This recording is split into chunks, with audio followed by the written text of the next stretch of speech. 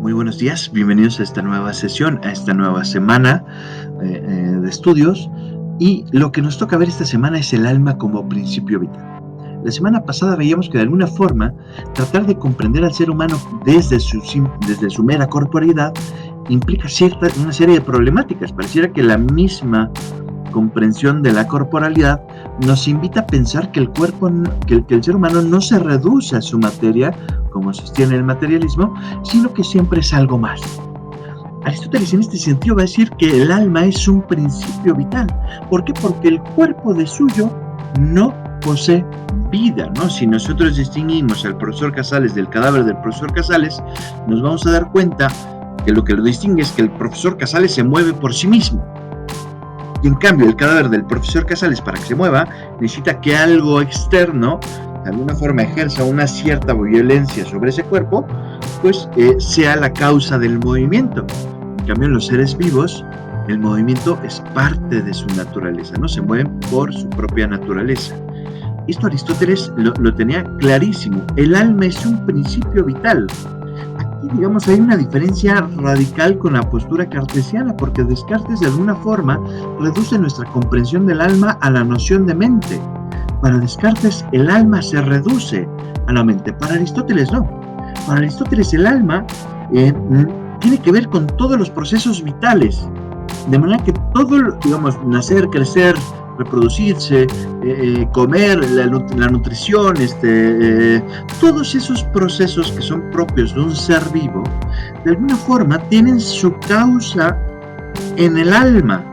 El alma es lo que hace que ese cuerpo, que en potencia tiene vida, sea, de hecho, un ser vivo.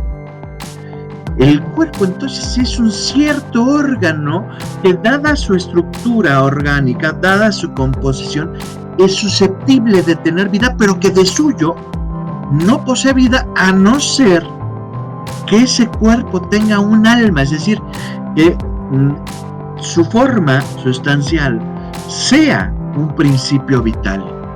Y aquí Aristóteles trata de explicar esta noción de alma con esta metáfora. Vean, dice, en efecto, si el ojo fuera un animal, su alma sería la vista.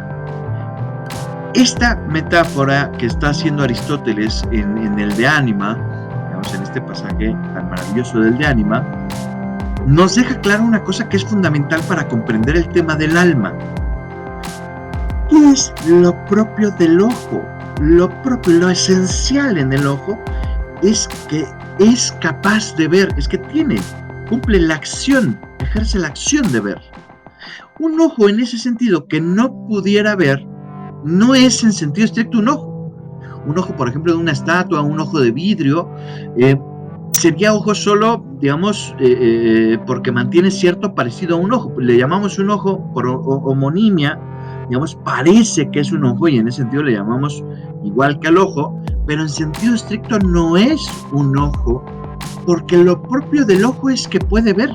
Claro, después uno puede decir, bueno, ¿qué pasa con los casos de una persona que pierde la vista o que es invidente, etcétera? Bueno, uno podría decir, bueno, en ese caso Aristóteles estaría hablando de la noción de privación. La privación es la negación de un bien debido. Ese ojo por naturaleza tendría que ver, pero digamos, por determinadas causas ajenas, digamos, ese ojo no ve, ¿no? Aquí en sentido estricto, lo propio del ojo es su potencia de ver, su capacidad de ver. Esto se puede entender de mejor forma a través de este pasaje. Veámoslo con total claridad. Dice, por otra parte, el alma es causa y principio del cuerpo viviente. Y por más que las palabras causa y principio tengan múltiples acepciones, el alma es causa por igual según las tres acepciones definidas, ¿no? ¿Se acuerdan que Aristóteles justo le gusta mucho esto de decir, bueno, el ser se dice de muchas formas? Bueno, lo mismo, causa y principio se dicen de muchas formas. Dice, pero el alma es causa y principio en todas esas acepciones, ¿no? ¿Cuáles son esas connotaciones que puede tener la noción de causa y principio en relación con el alma? Dice, bueno, ella es, en efecto, causa en cuanto a principio del movimiento mismo, en cuanto a fin y en cuanto a entidad de los cuerpos animados. Y va a pasar ahora a explicarnos cada una de estas nociones, cada una de estas acepciones y cómo el alma satisface estas nociones, ¿no? Dice que lo es en cuanto a entidad, es evidente. La entidad es la causa del ser, es decir, lo que hace que una cosa sea lo que es. Es la causa del ser para todas las cosas. Ahora bien, el ser es para los vivientes el vivir. Los seres vivos son seres vivos porque poseen vida, porque tienen vida. Ahora, si el alma es su causa y principio, luego, si el alma es un principio vital que actualiza aquello que en el cuerpo estaba en potencia, luego el alma es causa de la vida. De manera que el alma es lo que hace que el ser vivo sea tal, ¿no? Dice, amén de que la entelequia es forma de lo que está en potencia, ¿no? Es evidente que el alma es también causa en cuanto a fin. Aquí fin no estamos hablando de fin como término o fin como meta, sino fin más bien, digamos, como tendencia, por decirlo de alguna forma. Dice, la naturaleza, al igual que el intelecto, obra siempre por un fin. Y este fin constituye su perfección. Todo en la naturaleza, acuérdense que Aristóteles dice que la naturaleza no hace nada en vano, ¿no? Esto lo dice en el De Motu Animali, por ejemplo, ¿no? La naturaleza no hace nada en vano. En la naturaleza todo tiene un cierto fin, es decir, uno podría reflexionar y decir, bueno, ¿por qué las flores tienen determinado color? Pues para atraer a ciertos insectos y a ciertos animales para que se dé la polinización, y todo así podría tener un cierto fin. Y bueno, en sentido estricto, dice, este fin constituye su perfección, o sea, hacia lo cual se dirige, hacia lo cual tiende. Pues bien, este no es otro que el alma en el de la naturaleza. Todos los cuerpos naturales, en efecto, son órganos del alma, tanto de los animales como de las plantas, lo que demuestra que su fin es el alma. Es decir, aunque vemos que cada órgano tiene una función propia, en sentido estricto, todos esos órganos que tienen una función propia se articulan en una estructura teleológica como una totalidad de sentido. Y una totalidad de sentido que tiene un fin, pues una misma finalidad. Aunque cada órgano tiene una función distinta, todos poseen el mismo fin. ¿Y cuál es ese fin? La vida, ¿no? En ese sentido, el alma es causa en el sentido en cuanto a fin. Dice, por último, ¿no? Por último, el alma constituye también el principio primero del movimiento local. ¿Cómo sabemos que un animal está vivo? Porque se mueve, ¿no? No diría, eso es como una observación muy básica, ¿no? Si bien tal potencia no se da en todos los vivientes, no todos los vivientes tienen la capacidad de desplazarse de un lugar a otro. Una planta no posee esa capacidad. Sin embargo, dice Aristóteles, sí son capaces de tener un cierto tipo de movimiento. ¿Cuál? Dice, también la alteración y el crecimiento existen en virtud del alma. Crecen, tienen la capacidad de crecer. Y eso, digamos, este movimiento, sea el movimiento local, la capacidad de desplazarse de un punto A a un punto B, o la capacidad de crecer, solo tiene sentido en función del alma. Nosotros no vemos que las rocas crezcan de suyo, no tiene que haber algo externo, por ejemplo, como las estalactitas, ¿no? Tiene que caer un agua con cierta cantidad de minerales, que esos minerales se vayan secando, y que sea tal cantidad que eso va implicando que la roca de alguna forma va aumentando en tamaño, pero en sentido estricto no crece. Solo los seres vivos crecen, dice Aristóteles, pues en sentido estricto esa capacidad de crecer y esa capacidad de algunos otros vivientes, como son los animales, de desplazarse localmente, tiene su causa en virtud. Además de la postura de Aristóteles, digamos, además de la definición de Aristóteles, a lo largo de la historia de la filosofía hay un montonal de definiciones, pero hay otra propuesta que me gustaría revisar, que es la propuesta de Leibniz, que justo va a dar una serie de argumentos para tratar de demostrar que el alma existe. en buena medida lo que podemos ver en la filosofía de Leibniz es que esta filosofía empieza con una cierta crítica al mecanicismo. Leibniz va a decir, bueno, si bien podemos explicar todos los fenómenos de la naturaleza, tal y como creía Descartes, de forma mecánica, lo cual implica también el cuerpo, porque el cuerpo también constituiría de alguna forma una cierta máquina, nosotros nos vamos a dar cuenta que las explicaciones mecánicas no terminan de hacerle justicia a nuestra comprensión, digamos, de los seres vivos. No terminan de hacerle justicia a la realidad. ¿Por qué? Porque no podemos creer que todos los cuerpos se reduzcan a la mera extensión como creía Descartes. El cuerpo no es una res extensa, o la esencia de lo corpóreo no es la mera extensión. ¿Cómo va a probar esto Leibniz? Leibniz va a decir, bueno, vamos a aludir aquí a un ejemplo, a una cierta metáfora también, ¿no? Así como en Aristóteles estaba la metáfora del ojo, Leibniz va a elaborar lo que se conoce como el argumento del molino, ¿no? ¿Y qué es lo que dice Leibniz? Bueno, imaginemos que nosotros no entramos en el cuerpo de un viviente, ¿no? Y entonces imagínense que agrandamos el cuerpo de un viviente a tal grado que nosotros podemos entrar por cualquier orificio de ese cuerpo y podemos entrar a lo largo de todo el cuerpo para tratar de comprender el cuerpo y ver qué es lo que anima a ese cuerpo, qué es lo que explica, por ejemplo, una de sus funciones vitales, que es la percepción. Bueno, Leibniz dice, bueno, ¿qué pasaría si ese cuerpo lo agrandaras, digamos, al tamaño de un molino, de manera que tú pudieras entrar, si como uno puede entrar a un molino? ¿Y qué es lo que encuentra cuando uno entra a un molino? Pues lo que encuentra son partes que se mueven, que encuentras un mecanismo que tiene determinados engranes, que esos engranes interactúan entre sí, y que interactuando entre sí, pues producen determinados efectos en el mundo.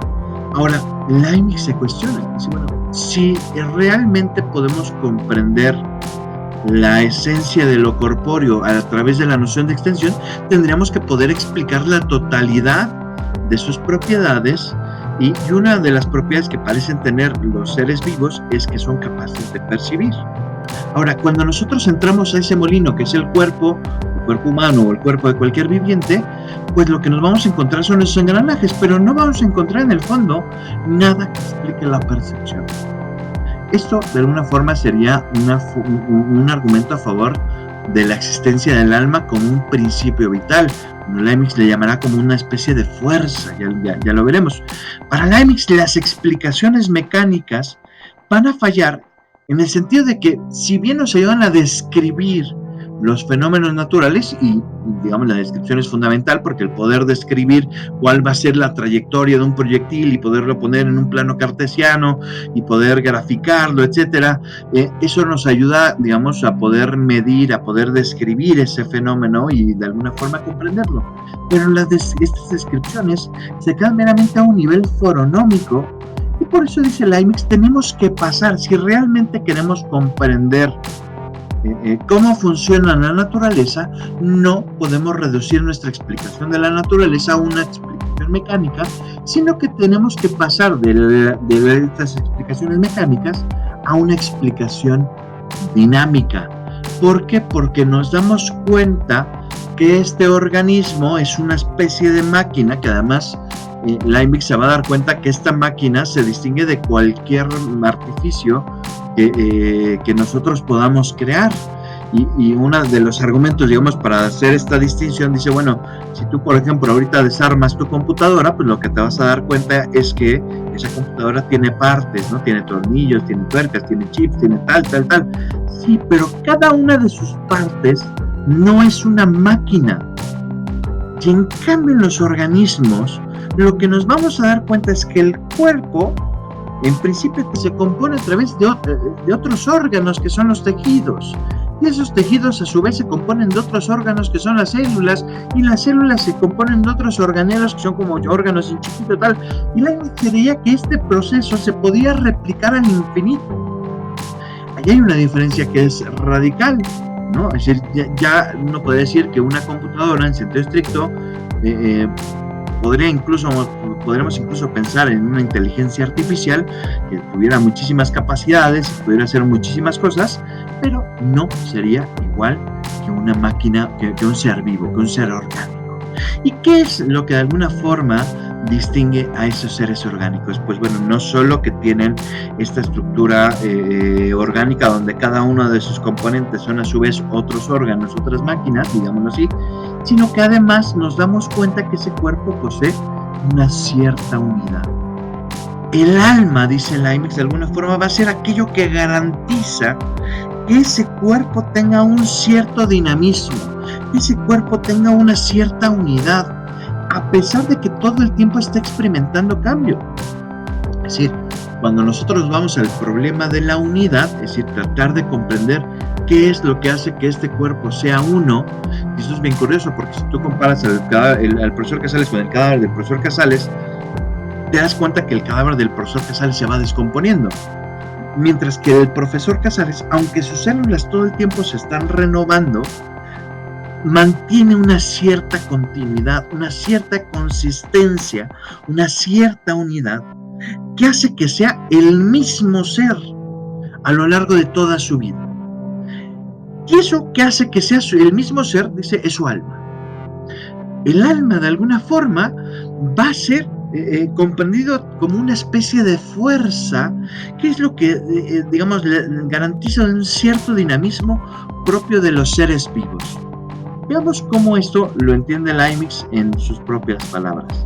Veamos esto del nuevo sistema sobre la comunicación de las sustancias. Dice, cuando digo yo, hablo de una sola sustancia. Pero un ejército, un rebaño, un estanque lleno de peces, aunque esté helado o se haya vuelto rígido con todos sus peces, será siempre una colección de numerosas sustancias. El cuerpo del viviente, fíjense, esto es bien interesante, no es una mera colección, no es un mero agregado, ¿no? Algunos biólogos contemporáneos dicen, bueno, ¿qué es un organismo? Pues un cúmulo de células. Bueno, en sentido estricto sí, pero hay algo que hace que ese cúmulo de células sea una sola cosa. Es decir, yo no pongo un montonal de células juntas y ya tengo un organismo, ¿no? Pareciera que hay algo que le da cierta unidad. Y cuando hablamos de ese viviente no estamos hablando, digamos, de la multiplicidad de sus células, sino que estamos hablando de la totalidad. Estamos hablando de cada una de sus células, estamos hablando de ese ser como un todo, ¿no? Dice, y aunque en un estanque que tiene montonal de peces, montonal de seres vivos, fíjense que Leibniz también estaba en la época donde se había descubierto el microscopio, y entonces dice Leibniz, bueno, si tú te metes una gota de agua y la pones en el microscopio, pues descubres que de repente hay bichitos en esa gota de agua, y Leibniz creía que esto también se podía replicar al infinito, de manera que si tú agarraras un espacio donde no hubiera ninguno de esos bichitos y lo agrandaras nuevamente, pues descubrirías exactamente lo mismo. Bueno, aunque eso se congelara al grado que se volviera un sólido, eso no implicaría que es un solo ser, sino que es una colección de seres. Que tú pongas una pila de piedras, eso no hace que sea un solo ser. Por más que le pongas cola loca, le pongas cemento y las pegues todas y sea un masacote, pues en sentido estricto no es una unidad, sino que es siempre un agregado, ¿no? Por eso, al poner aparte las almas y otros determinados principios de unidad, dice Leibniz, no podremos jamás encontrar una masa corporal o porción de materia que sea una verdadera sustancia. Aquí la clave es esto. ¿Qué significa que los seres vivos sean una sustancia y no una multiplicidad o una colección de sustancias? Eso dice, será siempre una colección, por estar la materia actualmente dividida al infinito, de modo que la menor partícula encierra un mundo verdaderamente infinito de criaturas y tal vez de animales. Si nosotros nos ponemos a analizar la estructura de los cuerpos, nos vamos a dar cuenta que esos cuerpos, sin un alma, sin algo que les dé esa unidad, son meros agregados. Aunado a estos argumentos que da Leibniz para demostrar la existencia del alma, a mí me gustaría tocar este tema de dar una serie de argumentos a favor de la existencia del alma, tocando un tema que no necesariamente es que vaya a demostrar, o no es necesariamente que demuestre la existencia del alma, pero que podría servirnos eventualmente como una forma de demostrar la existencia del alma. Y me refiero justo a este texto de la Suma contra Gentiles, que lo vamos a ir analizando argumento por argumento, donde Santo Tomás de Aquino lo que va a tratar de hacer es demostrar que la inteligencia no es igual que el sentido. ¿Y por qué esto pudiera servir como un argumento para demostrar la existencia del alma? Muy sencillo, porque nosotros nos damos cuenta que nuestro sentido, nuestro conocimiento sensible, depende de ciertos órganos corpóreos. Es decir, la vista, el tacto, el gusto, el olfato, depende de que tengamos incluso no solo un órgano, sino varios órganos que están involucrados en todo ese proceso cognitivo, ¿no? Sin embargo, si nosotros quisiéramos demostrar que existe el alma, tendremos que demostrar que en nosotros existe algo que es inmaterial. Tanto Aristóteles como Santo Tomás de Aquino, como gran parte de la tradición filosófica, al menos en la filosofía antigua y medieval, lo que nos vamos a dar cuenta es que van a sostener que el alma posee un carácter inmaterial, ¿no? Si el alma realmente se distingue del cuerpo, aunque sean coprincipios de una misma realidad sustancial, el alma tendría que ser algo que en sentido estricto fuera incorpóreo. Ahora, si la inteligencia fuera igual que el sentido, eso podría llevarnos a pensar que la inteligencia, al igual que los sentidos, depende de un órgano corpóreo.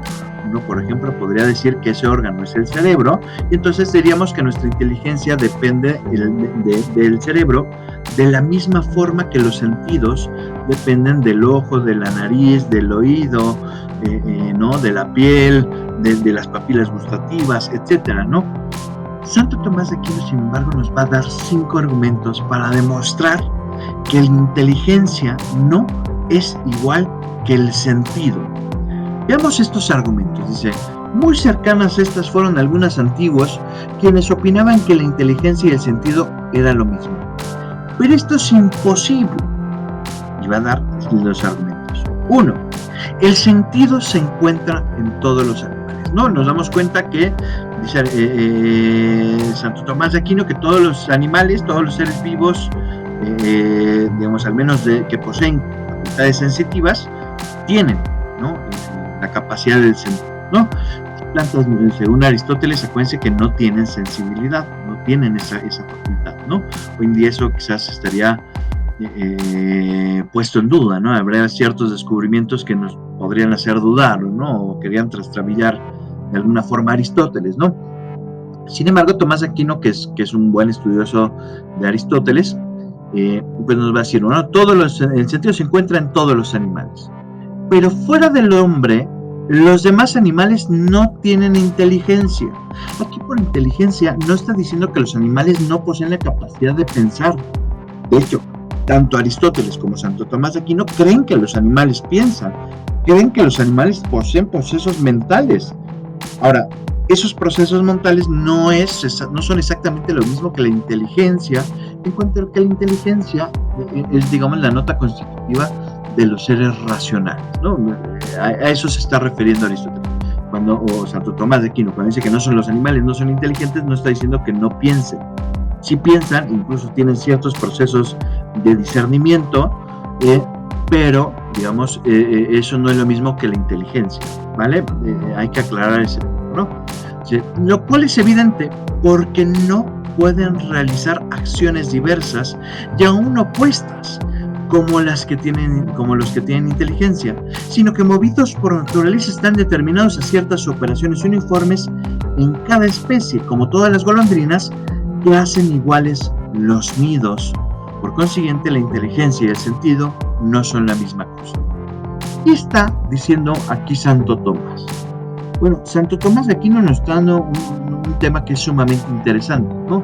Si tú te pones a analizar los nidos de las golondrinas, y tú te pones a analizar las telarañas de las arañas, y es decir, este tipo de cosas que suelen hacer los animales, lo que nos vamos a dar cuenta es que uno podría notar ciertas diferencias y decir, bueno, no todas las telarañas son exactamente de la misma forma, pero curiosamente todas siguen exactamente el mismo patrón. Todas siguen de forma uniforme los mismos patrones.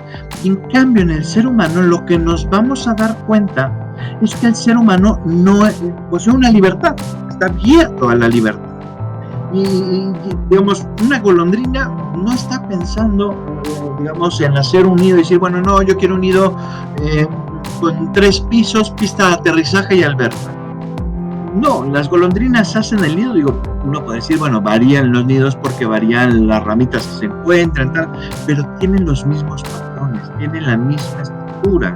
Y en cambio nosotros somos los únicos seres vivos que tienen esa capacidad, digamos, para tener una cierta creatividad que les permite pensar en otro tipo de posibilidades y por tanto ejecutar esas posibilidades. Dice Aristóteles, esa es una prueba de que la inteligencia no se reduce al sentido, porque los seres que poseen sentidos actúan de esta forma, limitada, y en cambio los seres inteligentes no. Veamos el segundo argumento. Dice, el sentido solo conoce los singulares, porque toda potencia sensitiva conoce mediante las especies individuales, pues recibe las especies de las cosas en los órganos corporales. Pero la inteligencia conoce los universales, como consta por la experiencia. Luego el sentido difiere de la inteligencia. Veamos, este segundo argumento también es sumamente interesante. ¿Qué es lo que nosotros conocemos a través de los sentidos? ¿Qué es lo que capta mi ojo? ¿Mi ojo capta las cosas universales o capta las cosas singulares y concretas? Pues bueno, lo que nosotros recibimos a través de la vista, a través del estímulo sensible, digamos, es el conocimiento de las cosas singulares. Yo veo mi computadora, estoy viendo mi pantalla, estoy viendo mi libro, estoy viendo mi pluma, pero veo esta pluma concreta. No veo la noción de pluma, no veo la noción del libro, no veo la esencia de la computadora, ¿no? Yo veo la computadora concreta, veo esta instancia particular.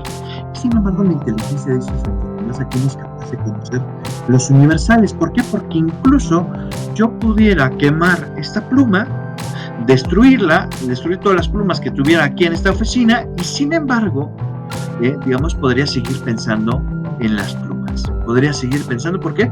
Porque mi conocimiento de las plumas se funda, digamos, puedo conocer ciertos, puedo ya no solo hablar de esta pluma concreta, sino pensar en aquello que hace que las plumas, una pluma sea una pluma, ¿no? Puedo pensar, es decir, yo no tengo ahorita ningún ficus, pero podría pensar qué es lo que hace que un ficus sea un ficus, ¿no? Podría pensar que, y eso que hace que un ficus sea un ficus es válido para todo ficus, ¿no? De la esencia de una cosa se comprende en carácter universal.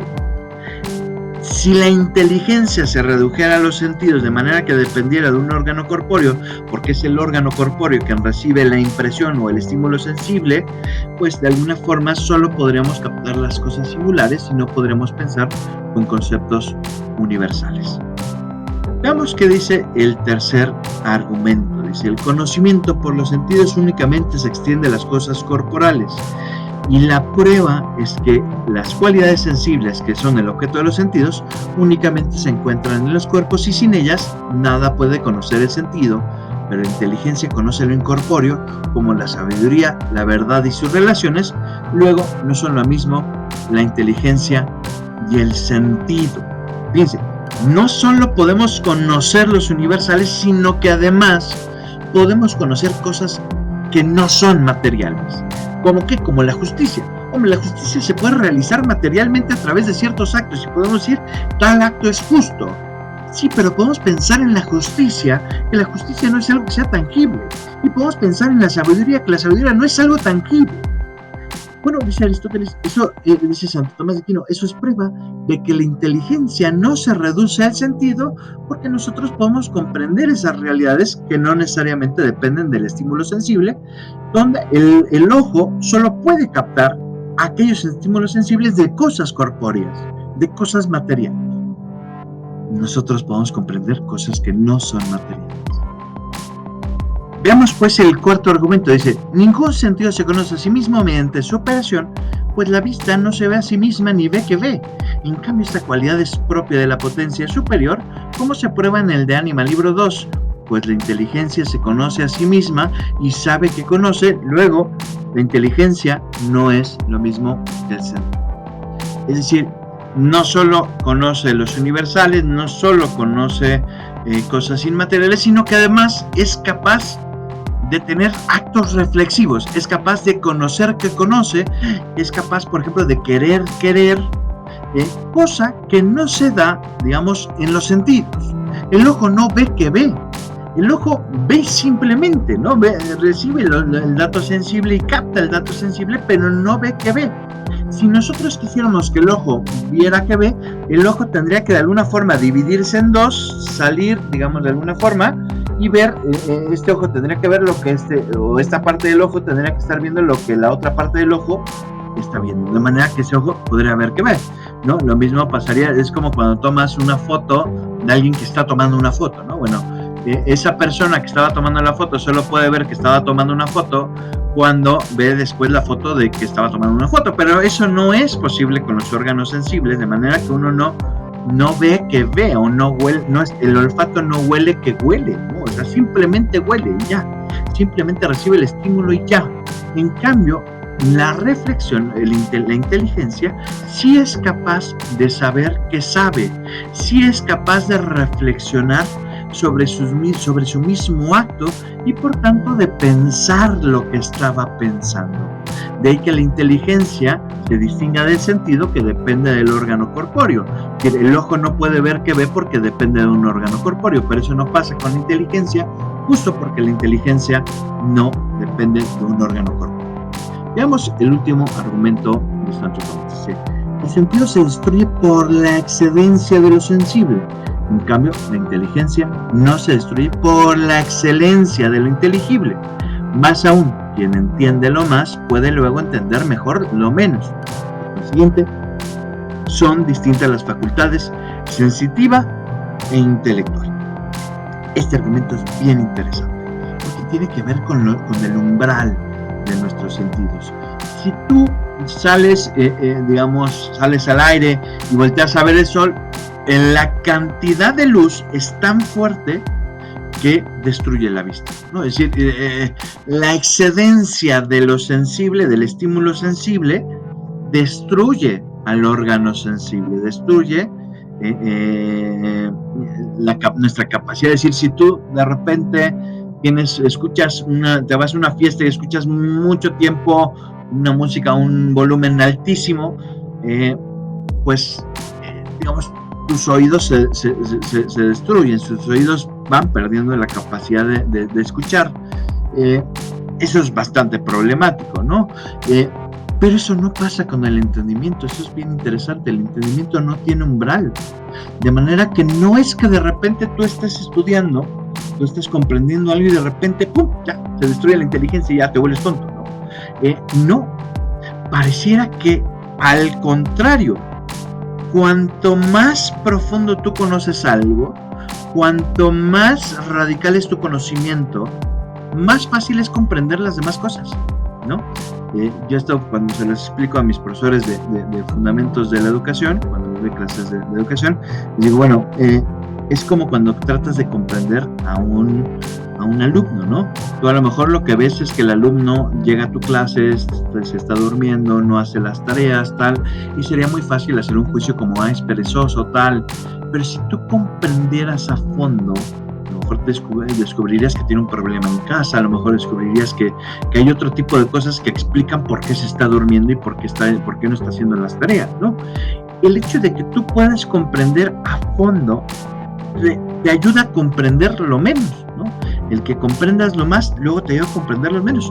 La inteligencia no tiene un umbral, ¿no? Eso es lo interesante. Digamos, nosotros podemos seguir conociendo, y cuanto más conocemos, más fácil podemos comprender otras cosas. Cosa que no pasa con los sentidos. No es que cuanto más volumen haya, mejor escuchas, ¿no?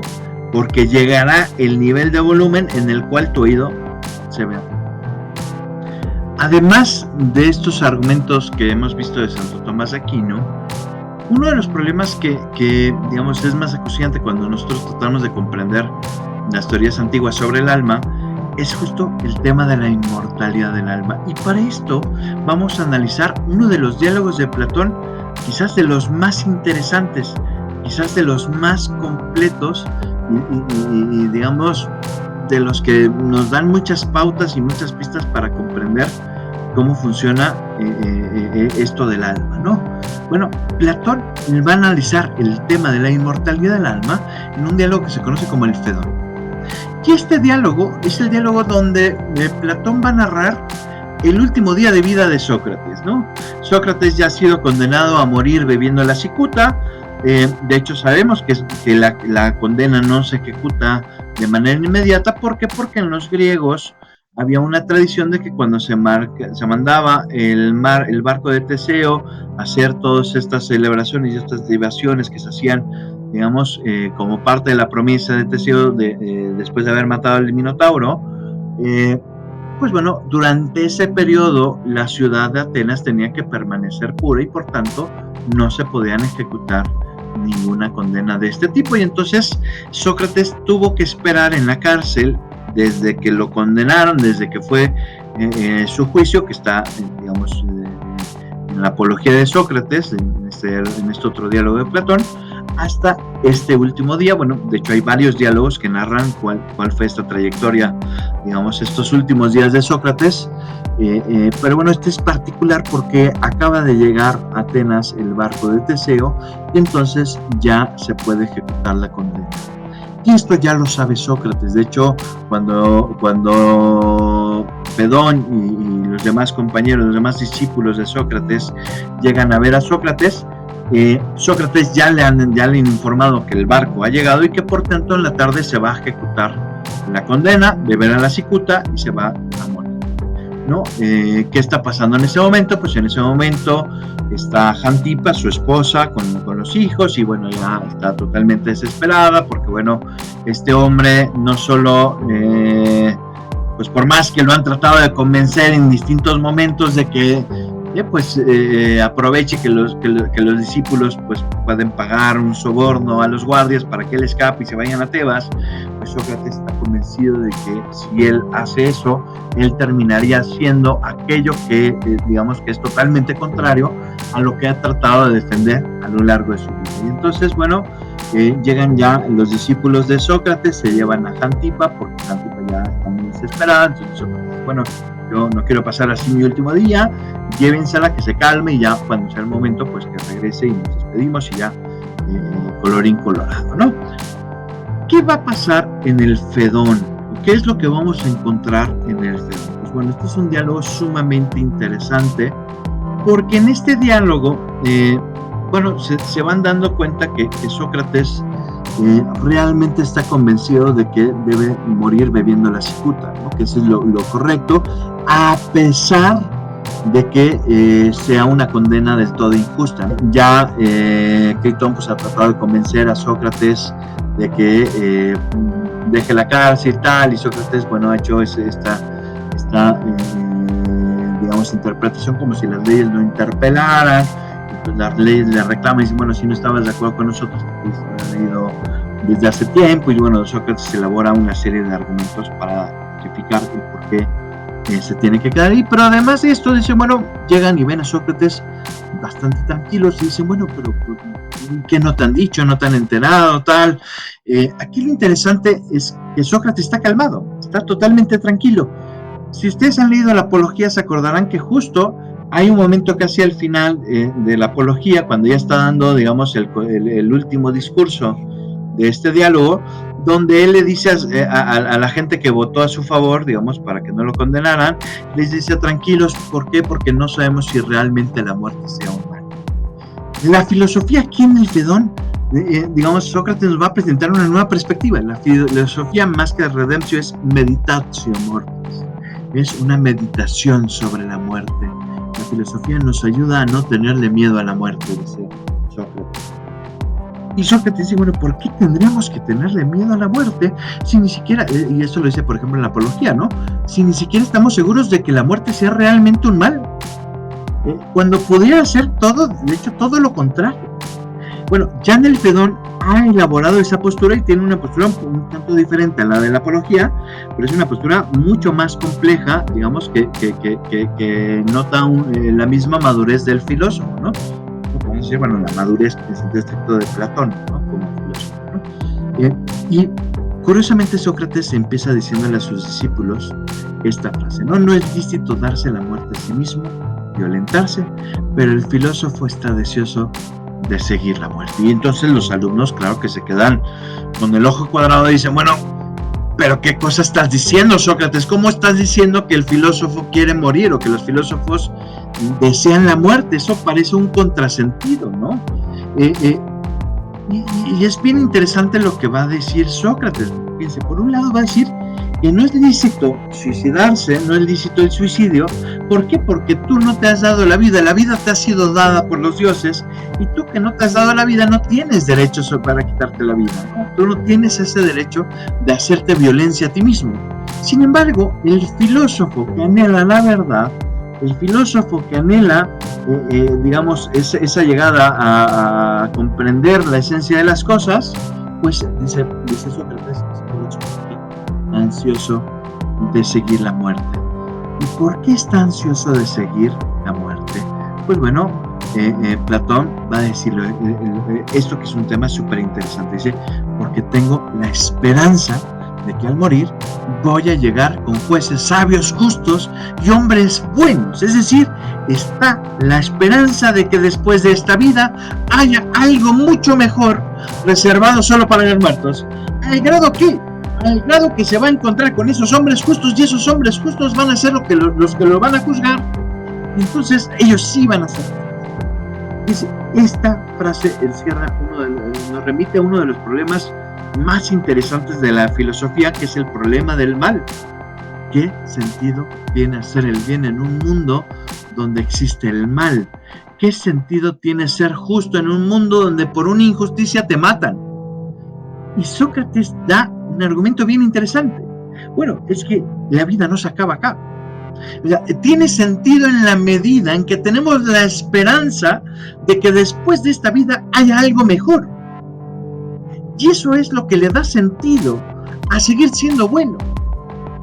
Es un tema sumamente interesante, ¿no?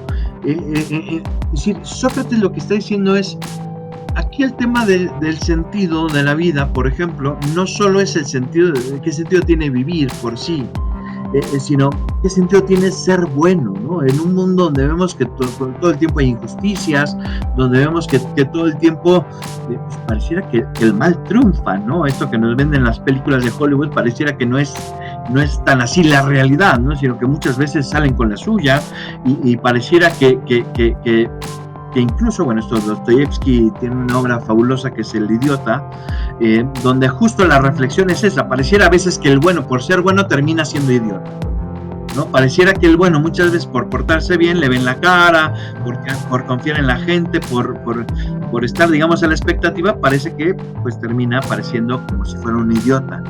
Y Platón da una respuesta magistral a esto. ¿Qué sentido entonces tiene ser bueno en un mundo donde, diríamos en México, el que no tranza no avanza, ¿no?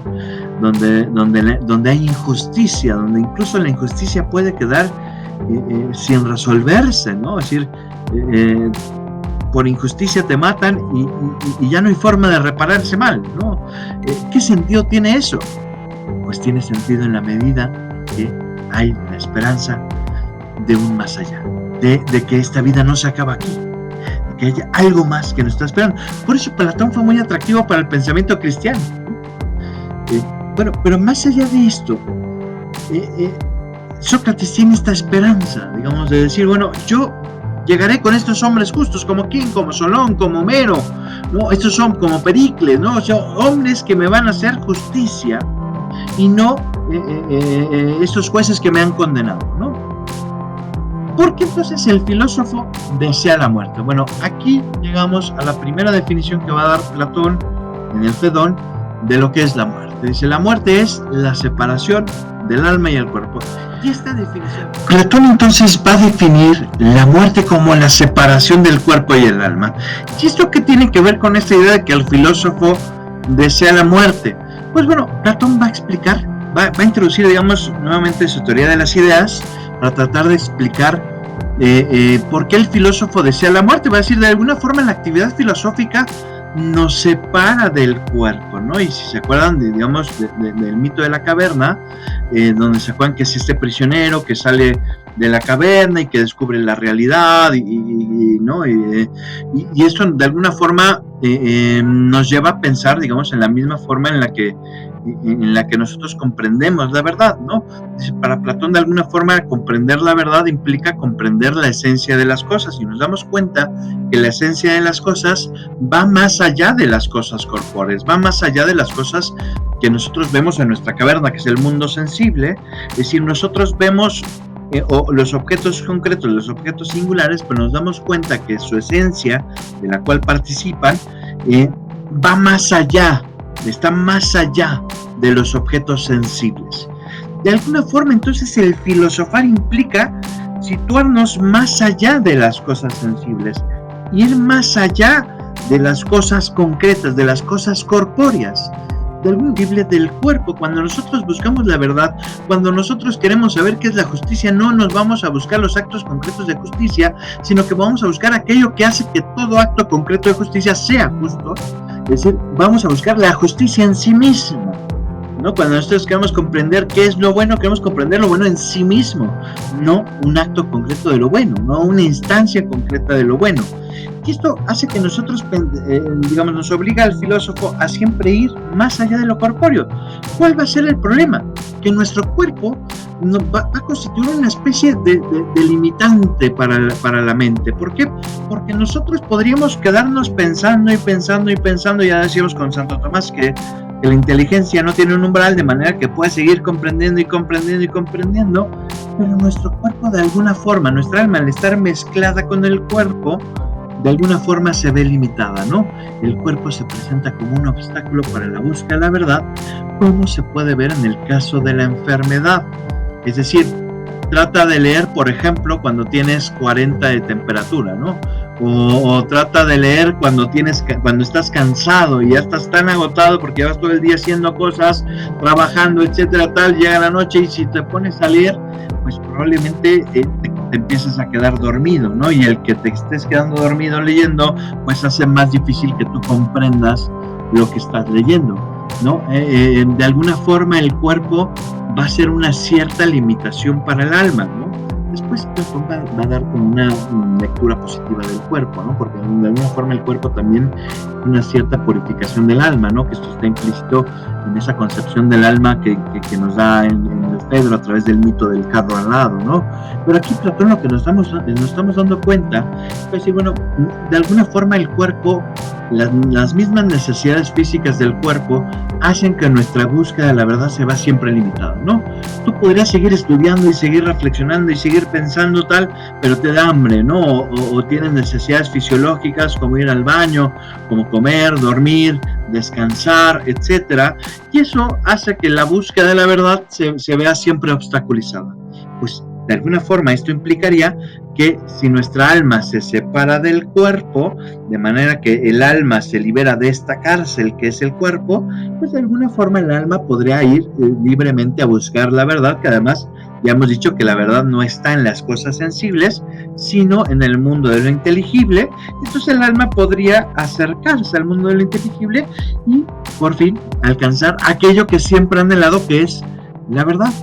Por lo cual, si la muerte, es la separación del cuerpo y el alma, el filósofo, dice Platón, no le tiene miedo a la muerte, sino que al contrario, desea la separación del cuerpo y el alma para que una vez el alma liberada pueda buscar y encontrarse, ahora sí, cara a cara con la verdad.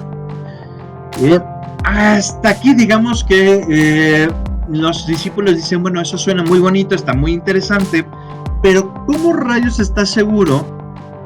¿Qué te da certeza, por decirlo en términos cartesianos, que no sería propio Platón, pero qué te da seguridad de que el alma va a seguir existiendo una vez que se haya separado de tu cuerpo, ¿no?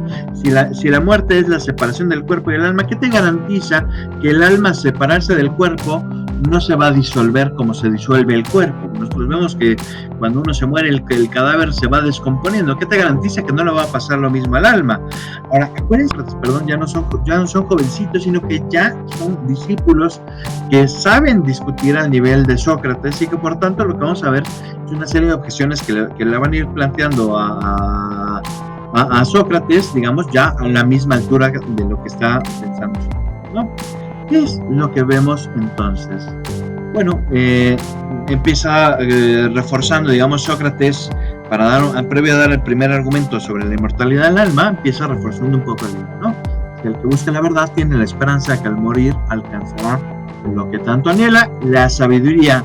Aunque la sabiduría es lo único bueno por lo cual deben cambiarse todos los demás bienes, uno tendría que dejar, digamos, todos esos bienes materiales, uno tendría que desapegarse de esos bienes materiales y buscar aquellos bienes que son bienes reales, que es el conocimiento de la verdad, ¿no? Esa sabiduría es lo único que nos da la verdadera virtud, y la virtud es la única, digamos, esperanza de ser felices y plenos en esta vida, bueno, en la vida, en esta y en el más allá, con lo cual, pues el filósofo no tendría miedo a morir, sino que al contrario estaría ansioso de alguna forma de morir para poder, por fin, cumplir su meta, ¿no? ¿Cuál es el problema? Pues que tenemos estas objeciones de sus alumnos, ¿no? O sea, decir, los alumnos dicen, bueno, eso suena muy bonito, pero ¿cómo estás tan seguro de que no se va a disolver el alma? Bueno, el primer argumento que va a dar Sócrates se conoce como el argumento de los contrarios. ¿Qué es lo que dice este argumento? Vean la tesis, ¿no? Primero un recordatorio, ¿no? La muerte es la separación del alma y el cuerpo, y la tesis dice así: los vivos tienen su origen de los muertos, así como los muertos de los vivos. Y uno dice, caray, esto suena bastante raro, ¿no? ¿Qué significa que los vivos tienen su origen en los muertos y los muertos en los vivos? Pues quiere decir lo siguiente. Dice, bueno, todos los contrarios todas las cosas que tienen un contrario tienen su origen unas en las otras. Así como el dormir, es decir, la condición de posibilidad para que tú te puedas dormir es que previamente hayas estado despierto. Tú no puedes estar dormido y dormirte, por decirlo así. Para poder dormirte, tienes que estar previamente despierto, ¿no? Y lo mismo a la inversa, para poder despertarte previamente tendrías que haber estado dormido, ¿no? Bueno, lo mismo va. Si la muerte es la separación del cuerpo y el alma, la vida será la unión del cuerpo y el alma. ¿Y qué es lo que quiere decir Sócrates? Pues bueno, en el fondo, si los contrarios unos se originan a partir de los otros, eso quiere decir que los vivos proceden de los muertos, es decir, que el alma, antes de juntarse con el cuerpo, tuvo que haber preexistido previo a estar en el cuerpo, así como para poder morir, el alma se separa del cuerpo. ¿Qué es lo que va a demostrar este argumento? ¿Cuál es, digamos, la razón de ser de este argumento? Pues este argumento, en el fondo, lo que va a demostrar es que el alma puede existir sin el cuerpo. El alma, de alguna forma, no necesita del cuerpo para subsistir, ¿no? ¿Por qué? Porque previo a la vida, el alma tuvo que haber existido antes para poderse unir al cuerpo. El alma no podría haber encarnado si no existiera antes, ¿no? ¿Eso qué implica? Que el alma puede existir sin que el cuerpo exista, ¿no? Puede existir separada del cuerpo, y por tanto podríamos pensar en la posibilidad de que al momento de separarse también pudiera seguir existiendo sin el cuerpo, ¿no? Ahora, Sócrates va a entender esto como de una forma cíclica, ¿no? Este proceso, pensamos que Platón cree en la metempsicosis, ¿no? Platón cree en la reencarnación, de manera que este proceso, digamos, es un ciclo, ¿no? ¿Qué pasaría si de repente del despertarse, del dormir ya no se siguiera el despertar, o del despertar ya no se siguiera el dormir? Pues bueno, se rompería de alguna forma ese ciclo, y nosotros lo que buscamos es, de alguna forma, romper ese ciclo, ya no volver a encarnar, y hacer que nuestra alma, por fin, liberada una vez del cuerpo, pueda permanecer en el mundo de las ideas, ¿no? Esto lleva a sus discípulos a decir, claro, esto se parece mucho a otra tesis que tú normalmente sueles decir, que es lo que se conoce como el argumento de la anamnesis. Los discípulos de Sócrates, Entonces van a elaborar un segundo argumento, ¿no? Es decir, cuando escuchan este argumento de los contrarios, el argumento de los ciclos, que también se puede conocer así, van a decir, bueno, maestro, esto nos recuerda muchísimo a su hipótesis de la anamnesis. ¿Y qué es lo que nos quiere decir Platón a través del argumento de la anamnesis, no? Para Platón, aprender es recordar. Fíjense, es bien interesante porque en el argumento anterior lo que ha demostrado es que el alma puede existir sin el cuerpo, puede preexistir incluso, pero parece, digamos, lo que nos podría quedar en duda es si esa alma sigue poseyendo las mismas capacidades cognitivas para poder comprender la verdad, estando en el mundo de las ideas, digamos, porque no tendría sentido que el alma no tuviera capacidades cognitivas, que el alma se fuera al mundo de las ideas y no tiene capacidades cognitivas para poder comprender esas ideas. Y entonces uno de sus alumnos le va a ayudar aquí a Sócrates diciendo, bueno, eso nos recuerda este argumento, y entonces le piden los demás discípulos que les explique este argumento de la anamnesis, ¿no? Dice, tesis, parece que el alma es inmortal, ya que dado que aprender a recordar sería imposible aprender algo si el alma no existiera con anterioridad y poseyera, diríamos, inteligencia, ¿no? Aquí el argumento tiene que ver con esta idea del recuerdo, ¿no? El recuerdo se produce o por cosas semejantes o por cosas diferentes, ¿no? Ustedes de repente se van a tomar un café, descubren que el café les recuerda mucho el sabor al café que les hacía su abuelita o algo así, digamos, y eso se puede dar, o bien se van al Vips y te toman un café de esos de calcetín y dicen, bueno, como extraño el café de mi abuelita, que era un café súper rico, tal, bueno, uno siempre puede recordar, digamos, viendo cosas iguales o cosas diferentes, ¿no? Uno claramente, pues, ve a cierta persona que más o menos se parece, uno ve, por ejemplo, el hijo de algún amigo, y dice, mira, se parece a su papá, me recuerda a su papá. ¿Por qué? Porque nos damos cuenta que hay ciertas cosas en las que se parecen, en las que son semejantes. De decir, decimos que son cosas que tienen un cierto aire de familia, y a pesar, digamos, de todas las diferencias que podríamos encontrar, si ya nos ponemos exquisitos, ¿no? Así decimos, pareciera que hay algo que es semejante, ¿no? Ahora, si nosotros, dice Platón, al ver un objeto piensas en otro, es necesario que ese proceso haya sido un recuerdo. Ahora, aquí el tema es decir, tú ves al hijo de tu amigo y te acuerdas de su papá, te acuerdas de tu amigo, porque se parece, ¿no? Porque hay algo que los hace parecidos, que los hace iguales. El tema es, ¿y de dónde sacaste que son iguales? ¿De dónde sacaste la idea de la igualdad? Si tú en la experiencia no tienes experiencia de que haya cosas que sean exactamente iguales. Es decir, puedes tener experiencia, no sé, viendo gemelos que son casi idénticos. Uno puede decir, bueno, más o menos uno podría hacerse una idea de lo que es la igualdad viendo ese caso, pero bueno, si ya te pones en sentido estricto, te vas a dar cuenta que en el fondo son diferentes, que en el fondo hay ciertas diferencias, aunque sean diferencias mínimas, pero uno siempre puede encontrar diferencias, ¿no? Es como si tú te pusieras a buscar dos hojas en un árbol que fueran exactamente iguales, pues jamás las vas a encontrar, o huellas dactilares que fueran exactamente iguales, jamás las vas a encontrar. Hombre, se parecen, tienen los mismos patrones, pueden incluso ser muy parecidas, pero nunca van a ser exactamente iguales. Y entonces, si nosotros no tenemos experiencia de lo que es igual, ¿cómo rayos es que decimos que al ver al hijo de mi amigo me acuerdo de mi amigo? Porque tienen algo en que se parecen, en que son iguales. Si no tenemos experiencia de lo igual en sí mismo, ¿de dónde saco? Me percato de que la cosa le falta mucho para hacer tal cosa, tal y como es recordado. Luego es necesario que quien dice tal o cual cosa se asemeja a otra recordada la haya conocido previamente. Pero nosotros, ¿de dónde sacamos la idea de la igualdad? Nosotros, ¿de dónde? ¿Y por qué decimos que una cosa me recuerda a otra?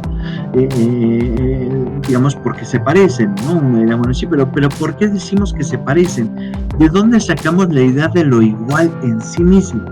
Pues bueno, va a decir Platón, pues la única opción es que nosotros hayamos conocido la idea de la igualdad en sí misma previa a esta existencia, de manera que cuando nosotros vemos algo que se parece, decimos que son iguales, en cierto sentido, podemos decir en qué sentido sí son iguales y en qué sentido no son iguales, incluso podemos decir en qué sentido son diferentes, en función de que nosotros conocemos la igualdad. Pero esa igualdad no la hemos conocido de las cosas sensibles, sino que presuponemos, dice Platón, que nuestra alma, previa a esta existencia, tuvo que haber conocido la idea de la igualdad, la esencia de lo igual, para que entonces nosotros, al ver dos cosas que se parecen, digamos que se parecen. Esto prueba que de alguna forma nuestra alma tuvo que haber conocido previamente la forma de lo igual en sí, de manera que cuando vemos esas cosas podemos hablar de lo igual entre esas cosas. Podemos hablar de lo igual ya no en sí, sino en esos casos, en esas instancias concretas. Esto es bien interesante porque entonces quiere decir que el alma no solo ha existido antes de que existiera, digamos, en el cuerpo de esta vida terrenal, sino que además ha existido y poseyendo ciertas capacidades cognitivas, lo cual quiere decir que el alma puede existir sin el cuerpo, manteniendo esas capacidades cognitivas. Ahora, los discípulos de Sócrates, repito, son discípulos que ya son mayores, que ya tienen experiencia, y entonces dicen, bueno, eso está muy bien porque nos garantiza que el alma puede existir sin el cuerpo, pero ¿qué te garantiza que en ese proceso cíclico de estar reencarnando, ¿qué te garantiza que el alma no se va desgastando y que probablemente a lo mejor tú ya estás en la última y entonces ahora te mueres y tu alma se disuelve y entonces no logras llegar al mundo de las ideas y no logras nada de esto, ¿no? ¿Qué te garantiza que el alma no se va disolviendo? Es decir, nos has garantizado que de alguna forma el alma puede existir en el cuerpo, pero eso no implica que el alma no se vaya desgastando o no se pueda ir disolviendo. Bueno, para resolver esto, Platón va a dar el argumento que se conoce como el argumento de la afinidad. Y la tesis es la siguiente, dice, dado que el alma comparte la misma naturaleza de las ideas, el alma es inmortal. Nosotros nos damos cuenta que la esencia de lo justo, por más que acabemos con todos los actos justos, digamos, si estuviéramos en un entorno donde no hubiera para nada ningún tipo de justicia, la idea de justicia no por eso sufriría ningún tipo de alteración. Nosotros si quemáramos, digamos, todas las sillas que existen en el mundo y dejáramos de producir sillas durante un cierto tiempo, no por eso implicaría que la esencia de lo que es una silla sea alterada. De hecho, la esencia de una silla permanecería inalterada. Y Platón lo que va a tratar de defender en este argumento es lo siguiente: si el alma posee una naturaleza semejante a las ideas, el alma también es inmutable, y al ser inmutable no habría forma en el que el alma se pudiera disolver y por tanto el alma sería inmortal. ¿Cómo va a demostrar esto? Bueno, primero va tratando de explicar cuál es la diferencia entre lo simple y lo compuesto. Nosotros, digamos, como seres encarnados, somos seres compuestos. Nuestro cuerpo, de hecho, también es un ser compuesto, se compone de partes. Y Platón lo que va a argumentar aquí es que solo lo que tiene partes se puede descomponer. Solo lo que tiene componentes, digámoslo en otro sentido mucho más evidente, es susceptible de descomposición. En cambio, lo simple, al no poseer partes, al ser una sola cosa en sí misma, no puede descomponerse. Y por tanto, los seres simpliciter no están sujetos a descomposición. Ahora, si nosotros recordamos nuestra definición de la muerte, hemos dicho que la muerte es la separación, es decir, la descomposición, la separación de cuerpo y alma. Ahora, la pregunta es si el alma después de ese proceso se puede disolver o no, se puede descomponer o no. Platón lo que va a tratar de demostrar es que el alma no se puede descomponer, sino que más bien posee una naturaleza simple, semejante justo a la de las ideas. Dice, el hombre es un compuesto de algo visible y de algo invisible. Nos damos cuenta que nosotros tenemos una naturaleza exterior e interior. Hay algo que vemos, o sea, cuando tú conoces a una persona, hay algo que ves, que es su corporeidad, y hay algo que no ves, que es su mente, su conciencia, lo que piensa, lo que cree, lo que opina, ¿no? Ahora, de esas dos partes, lo que nosotros nos damos cuenta es que mi alma, mi cuerpo, responde al alma, de manera que de alguna forma el alma, al alma le compete mandar y al cuerpo le compete ser mandado, digamos, le compete servir. Platón en este sentido va a decir, bueno, el cuerpo le compete servir y por tanto el alma debe poseer una naturaleza distinta al cuerpo que es un compuesto.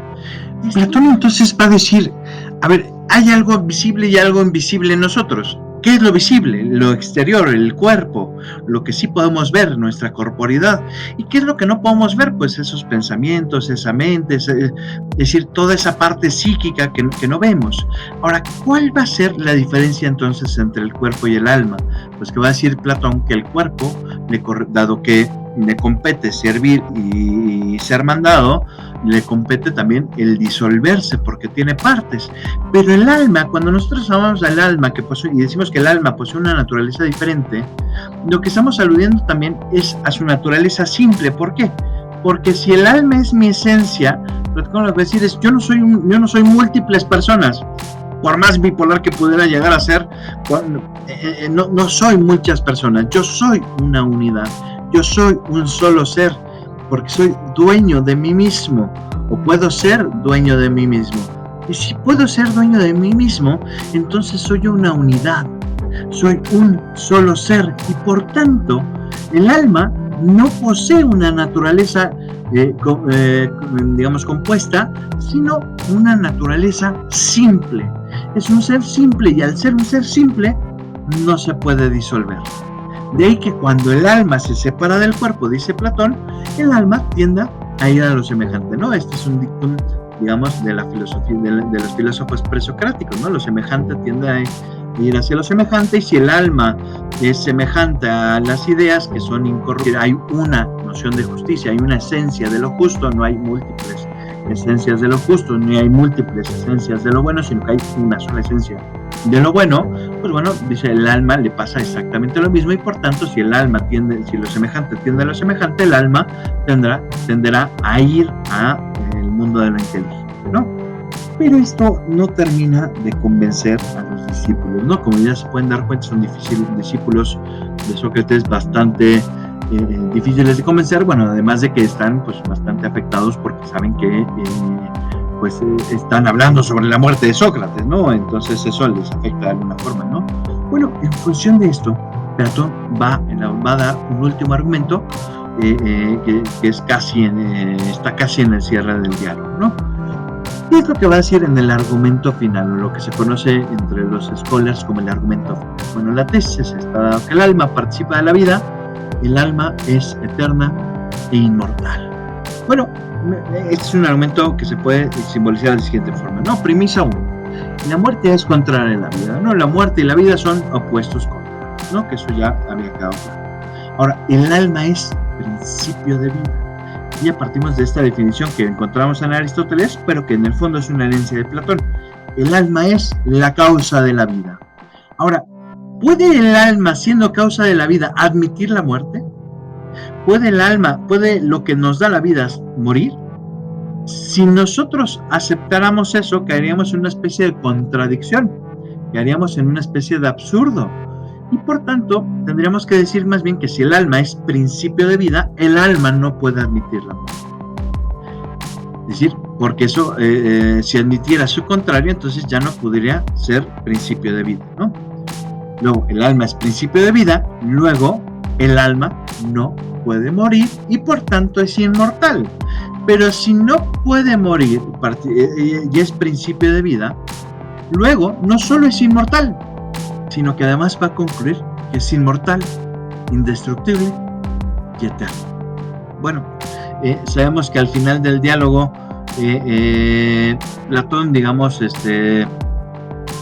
lo que va a tratar de hacer es pues en buena medida decirnos, pareciera que pues estos son los argumentos. Aún así pues los discípulos pues siguen aferrados a que eso no los termina de convencer. ¿Por qué? Pues porque pues que saben que su maestro se va a morir. Entonces bueno, ya Platón, Sócrates les narra un mito, digamos, para tratar de convencerlos. Bueno, ya al final del diálogo pues llega otra vez Antipa. Ya llega el momento, digamos, de que Sócrates tenga que tomar la cicuta, y bueno, ya la toma, se bebe de hecho 2 tragos y ya se muere Sócrates, y bueno, colorín colorado, el Fedón se ha terminado, ¿no? Volviendo a las diapositivas, nos queda ya un tema más, ya para cerrar, digamos, este gran tema del alma como principio vital, y es volver un poco a Aristóteles, ¿no? Ya, digamos, hemos hablado hemos dado una definición de lo que es el alma, hemos tratado de defender, bueno, de hecho hemos dado 2 definiciones de lo que es el alma, hemos tratado de dar ciertos argumentos para demostrar la existencia del alma y hemos hablado del tema de la inmortalidad, pero todo esto que estamos hablando podrían ser propiedades del alma de cualquier ser vivo. Si el alma es un principio vital, al menos en el sentido aristotélico, y Aristóteles así lo va a defender, y también Platón, pues de alguna forma podrás pensar que todos los seres vivos poseen un alma, pero a nosotros lo que nos interesa no es hablar del alma en general, sino lo que nos interesa es hablar del alma específicamente humana. Entonces, ¿qué es lo específico del alma humana? Aristóteles va a hacer una clasificación, va a decir que el alma, que existen, así como existen distintos modos de ser, los seres se pueden clasificar en función de los distintos modos de ser, pues así también el alma, dentro de los seres vivos, vamos a encontrar una serie de diferencias, y Aristóteles, que era un biólogo, se da cuenta de estas diferencias. De manera que se da cuenta que no es lo mismo hablar de un alma 100% vegetativa o meramente vegetativa, que posee solo la facultad nutritiva, la facultad por tanto de crecer y la facultad reproductora, no es lo mismo esto que la facultad de los animales, que además de estas facultades poseen la capacidad de sentir, y en relación a esa capacidad, en concordancia con esa capacidad sensitiva, poseen además una capacidad apetitiva que los mueve, digamos, a buscar aquello que conocen, digamos, en función de su experiencia sensible, los lleva a desear a ciertos objetos y a rechazar ciertos objetos en virtud del placer y displacer que estos generan en el sujeto en cuestión. Y en concordancia con eso, lo que vamos a ver es que estos animales, además de todas estas facultades, van a tener una facultad motora, van a tener la capacidad de desplazarse de un lugar a otro. En las plantas no tiene sentido que tengan la capacidad de desplazarse de un lugar a otro, justo porque no tienen facultades cognitivas, y al no tener facultades cognitivas tampoco tiene sentido que tengan facultades apetitivas, y por tanto no es necesario que se muevan.